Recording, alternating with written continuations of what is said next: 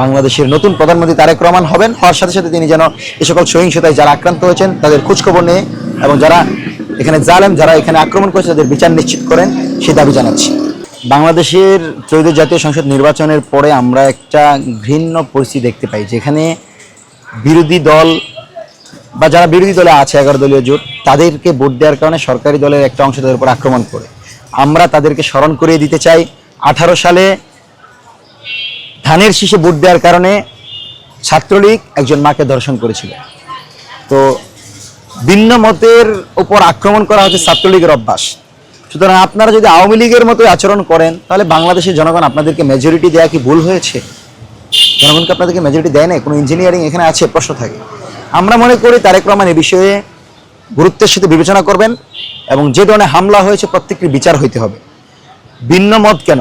আমার রাজনৈতিক দর্শনের আলোকে আমি কাজ করব, তারেক রহমান যে রাজনৈতিক দর্শন রাখেন তিনি সেভাবে কাজ করবেন এবং আমাদের ভিতর কোনো ভেদাভেদ থাকবে না। বাংলাদেশ প্রশ্নে আমরা ঐক্যবদ্ধ থাকবো, এটাই নতুন বাংলাদেশের চাওয়া।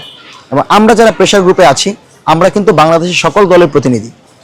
আজকে আমাদেরকে আপনারা যদি দূরের কেউ মনে করেন, বিরোধী পক্ষ মনে করেন, তাহলে আপনারা সরকার পরিচালনায় ব্যর্থ হবেন। কারণ শত্রুর আক্রমণ থেকে আপনাদেরকে রক্ষা করার জন্য আমরা মাঠে আছি। আমাদের কোনো লাভ নাই, আমাদের কোনো চাওয়া নাই।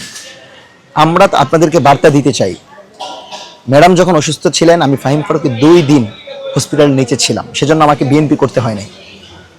আমরা বাংলাদেশের আধিপত্যবাদ বিরোধী লড়াইকে যারা জারি রেখে বাংলাদেশের জনগণের অধিকার আদায়ে কাজ করবে তাদের সাথে নিজেদের সবটুকু দিয়ে থেকে যাব। কিন্তু যদি কোনোভাবে বিরোধী মতের উপর হামলা করতে চান, আওয়ামী লীগের মতো বিরোধী মতকে দমন করতে চান, তাহলে আপনাদের কিন্তু বিন্দুমাত্র ছাড় দেওয়া হবে না। সুতরাং স্পষ্ট বার্তা, সরকারি দল, বিরোধী দল, ভিন্ন মত, ভিন্ন পথের সবাই মিলে বাংলাদেশকে গড়ে তুলব। আওয়ামী লীগের বিরুদ্ধে, বাকশালী মুজিববাদী সকল অপশক্তির বিরুদ্ধে আমরা ঐক্যবদ্ধ থেকে শান্তি এবং সম্প্রীতির একটি বাংলাদেশ বিনির্মাণের লক্ষ্যে এগিয়ে যাব, এটা আমার প্রত্যাশা। এবং বাংলাদেশের নবগঠিত সরকারকে আমরা অভিনন্দন জানাই।